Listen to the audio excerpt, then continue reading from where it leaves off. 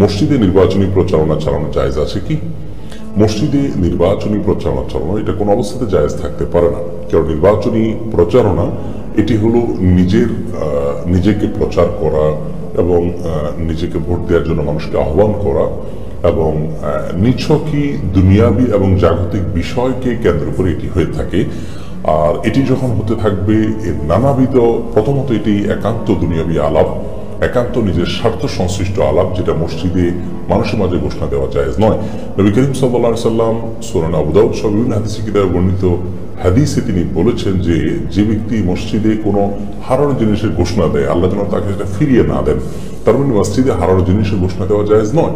মসজিদে আমার কোনো জিনিস হারিয়ে গিয়েছে বাহিরে বা মসজিদে, সেটার ঘোষণা মসজিদে দেওয়া যদি না জায়েজ হয়, তাহলে নির্বাচনী প্রচারণা মসজিদে করার কোনো জায়েজ হওয়ার সুযোগ থাকতে পারে না, কারণ এটাও দুনিয়াবী বিষয়।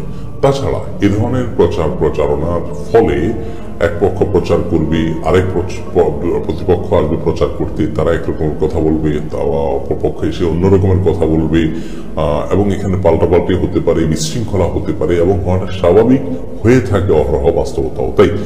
এসব কারণের প্রেক্ষিতে মসজিদকে এ ধরনের কর্মকাণ্ড থেকে মুক্ত করা আমাদের সবার দায়িত্ব।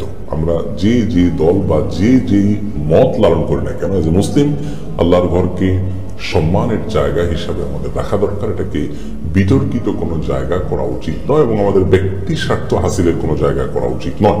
এটা ইবাদতের জায়গা এবং সেখানে শুধুমাত্র ইবাদতই করতে হবে।